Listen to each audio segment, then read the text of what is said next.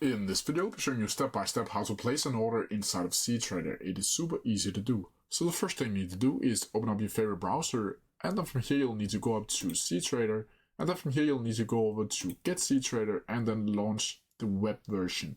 You can also download the Windows version or the Mac version and then open it up like so right here and just sign into your account. Once you do that, it should bring something like this. And here you'll need to go up to the left hand corner or go down here to the Positions tab and click Place New Order. You can also click F9 on your keyboard to get this page up right here. As you can see here, this is a new market order.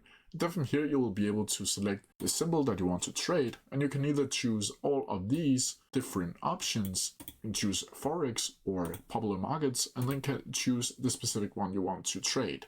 From here you can either sell or buy one.